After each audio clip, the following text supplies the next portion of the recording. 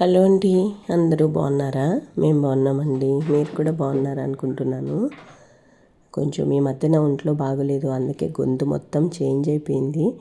నేను ఫోన్లో ఎక్కువ మాట్లాడుతూ ఉంటాను కదా, అందుకు కొంత గొంతు మొత్తం ఇలా అయిపోయిందనమాట. ఈ మధ్యన గొంతు నొప్పి వస్తుంది మళ్ళీ. ఇది లాస్ట్ మండే వీడియో అండి, లాస్ట్ వీక్ మండే. నేను నిన్నటి వీడియోలో చెప్పాను కదా, ఫీవర్ వచ్చే సిమ్టమ్స్ చాలా ఉన్నాయి అని చెప్పి. ఇంకా ఈరోజు పొద్దున్న లేచేసరికి ఆవిరి పట్టుకుంటే సరిపోతుంది అని అనుకున్నాను. కానీ ఆవిరి పట్టుకోవడం మాట దేవుడెరుగు. ఈరోజు లంచ్ కూడా చేసుకుని వెళ్ళాను నేను ఆఫీస్కి. అసలు ఇంకా స్టార్ట్ అయిపోయింది, నా వల్ల కావట్లేదు అనమాట. నేను లంచ్ టైంలో కూడా లంచ్ చేద్దామని వెళ్ళాను, కానీ తీసుకెళ్ళింది తినలేకపోయాను. ఇంటికి వచ్చిన తర్వాత అసలు ఏం జరిగిందో కూడా ఈరోజు చాలా సతమతంగా అలా ఉందన్నమాట. ఇది మండే రోజు. నేను శనివారం నాడు బెంగళూరు నుంచి వచ్చాను కదా, ఇంకా ఆ రోజు నుంచి కొంచెం తేడాగానే ఉంది. అయినా కానీ ఇంకా బండగా ఆఫీస్కి వెళ్ళిపోయాను అనమాట. ఆఫీస్లో మధ్యాహ్నం నుంచి డోలో 650 వేసుకున్నాను సోమవారం రోజున. ఇప్పుడు ఏం చేస్తున్నా, పొద్దున్నప్పుడు అనమాట ఇది. ఇప్పుడు ఏం చేస్తున్నానంటే, వేపర్స్ ఉంటాయి కదా, ఆ వేపర్లో అమృతాంజనం వేసాను అనమాట. అమృతాంజనం వేసి ఆవిరి పట్టుకుందాం అనుకున్నా. 2 నోస్ట్రిల్స్ బాగా మూసుకుపోయాయి. అసలు ఊపిరి తీసుకోవడానికి కూడా నోటితో తీసుకోవాల్సి వచ్చిందనమాట, అంతలా అయిపోయింది. ఇంకా వేపర్ అయితే పట్టుకుంటున్నాను. వేపర్ పట్టుకున్నా కానీ ఏంటో అసలు అది నోస్ట్రిల్స్ ఓపెన్ అవ్వలేదన్నమాట. చాలా కష్టంగా అనిపించింది. యాక్చువల్గా నాకు ఇలా చిన్నది ఉంటుంది కదా, ఇలా పట్టుకుంటే సరిపోతుందని తెలియదు, అందుకే నేను ఎప్పుడు పెద్దదాంతో పట్టుకునేదాన్ని ఇది వరకు. ఇంకా ఇప్పుడైతే ఇది ఐడియా వచ్చింది, చిన్నదాంతో కూడా పెట్టుకుంటే సరిపోతుంది అని చెప్పి.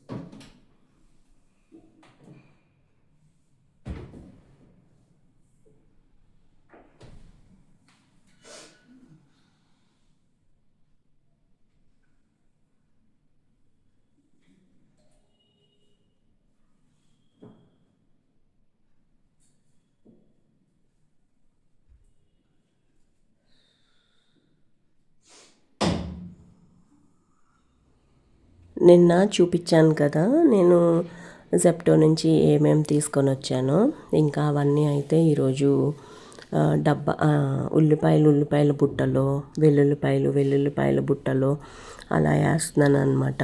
బయట ఇంకా చీకటిగానే ఉంది, 6:15 6:30 అలా అవుతున్నా కానీ చీకటిగానే ఉంటుంది కదా. అసలు హైదరాబాద్లో చలి అయితే మామూలుగా లేదండి, ఎంత చల్లగా ఉందో. మరి ఊర్లో ఎలా ఉందో తెలియదు, కానీ ఇక్కడైతే చాలా చలి.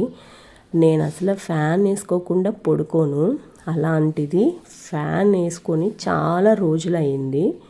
సాయంత్రం వచ్చేటప్పుడు కూడా ఆఫీస్ నుంచి మాస్క్ లేకపోతే మనకి స్కార్ఫ్ ఉంటుంది కదా, అది ముక్కుకి అడ్డం పెట్టుకొని మరీ వస్తున్నాను అనమాట.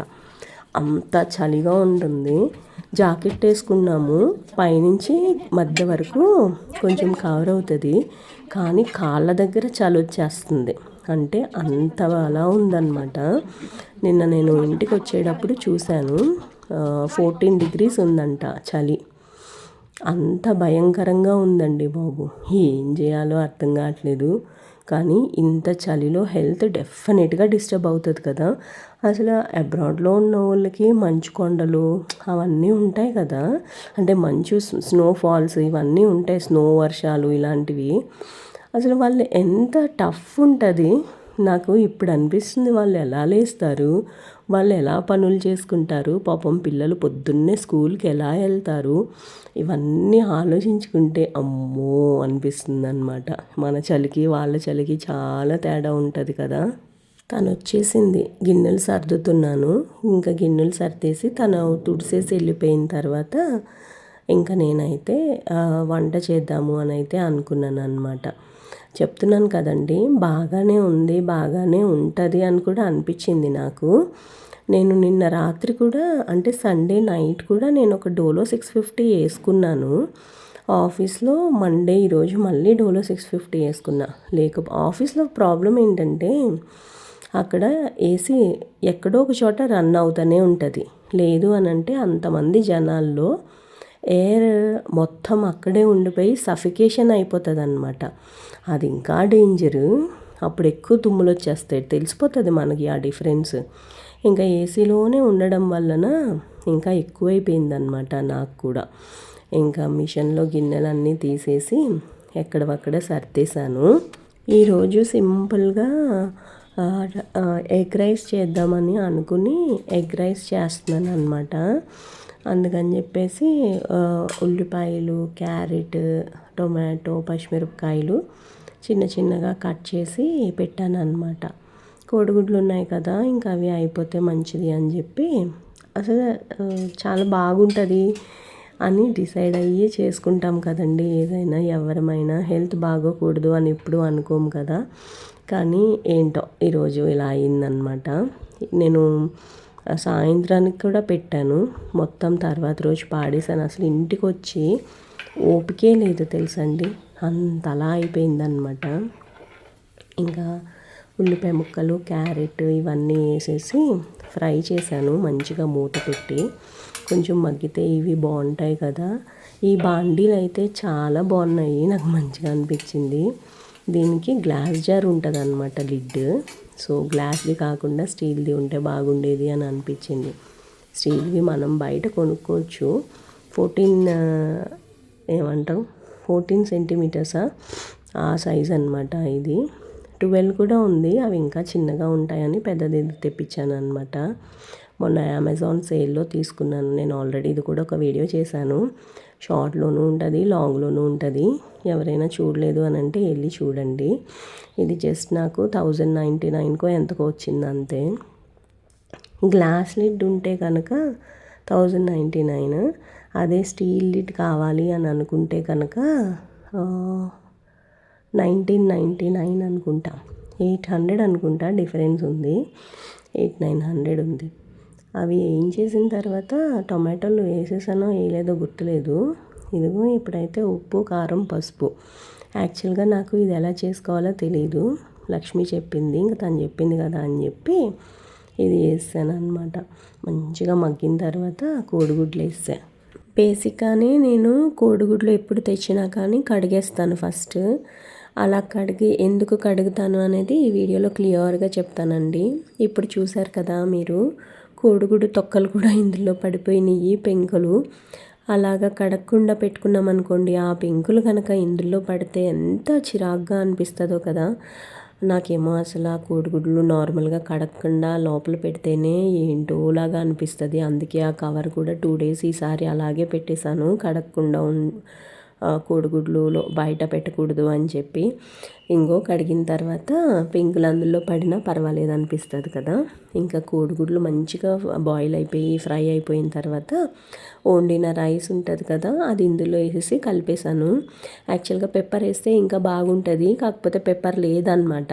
ఇప్పుడు కూడా చాలా బాగుంది, కాకపోతే నాకు ఒంట్లో బాగోక నేను తినలేదు అంతే. కానీ చాలా బాగుందన్నమాట రైస్.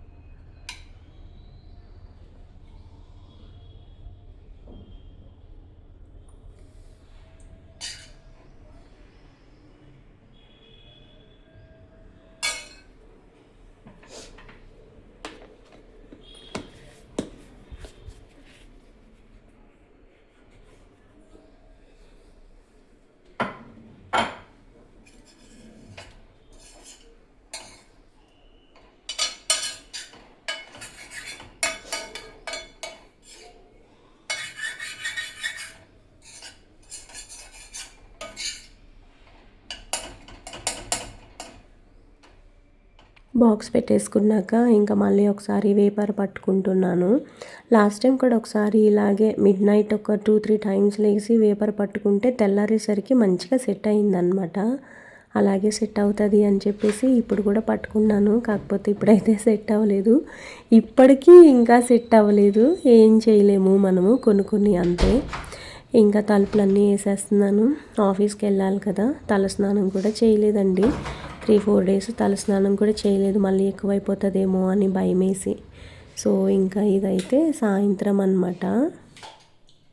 ఫుల్గా ఫీవరు, ఈ ముక్కులు 2 బ్లాక్ అయిపోయి కళ్ళల్లో నుంచి సౌండ్, చెవుల్లో నుంచి సౌండ్ అలా వచ్చేస్తుంది. అసలు చూడండి, చలి మామూలుగా లేదు. ఆఫీస్ నుంచి ఇప్పుడే వచ్చా. కొంచెం ఆవిరి పట్టుకొని గీజర్ ఆన్ చేశాను, స్నానం చేసేద్దామని. అమ్మా చాలా కష్టంగా ఉంది. ఎందుకు ఇంత సడన్గా ఇలా అయిందో అర్థం కావట్లా. దూది పెట్టుకుని వెళ్ళా, గాలికి తట్టుకోలేక. కళ్ళు నొప్పులు, కళ్ళు పళ్ళు ఇవి కూడా నొప్పులు వస్తున్నాయి ఏంటో మరి.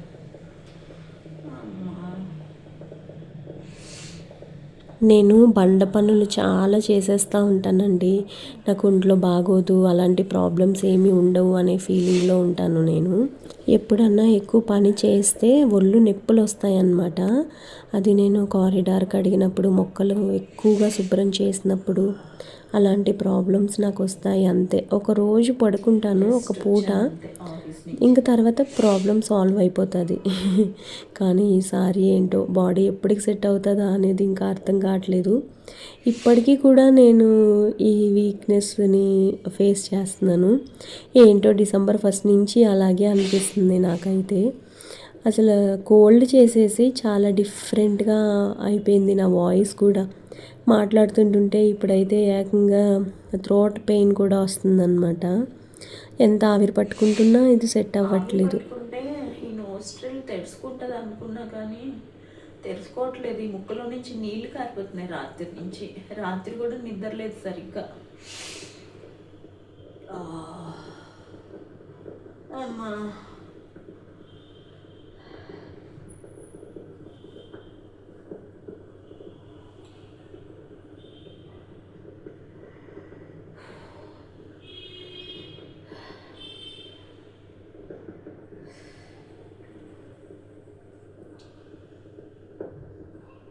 ఇలాంటప్పుడు అమ్మ ఉండాలనిపిస్తుంది కదా.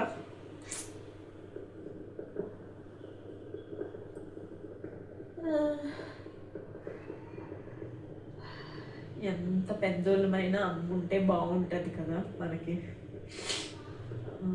మళ్ళీ బ్లాక్ అయిపోయింది. ఏడుస్తున్నా కదా, అందుకని బ్లాక్ అయినాయి అనమాట. ఏడవపోతే లెక్క.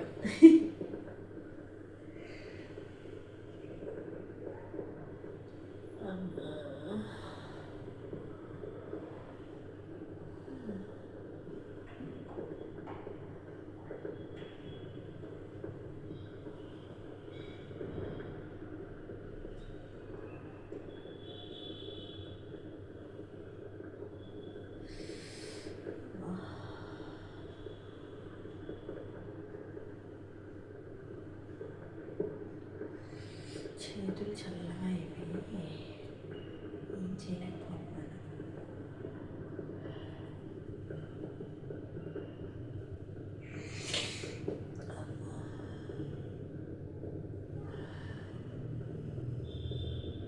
నాకు కళ్ళల్లో నుంచి ఈజీగా ఫ్రీగా వచ్చేస్తాయి నీళ్ళు బేసిక్గా.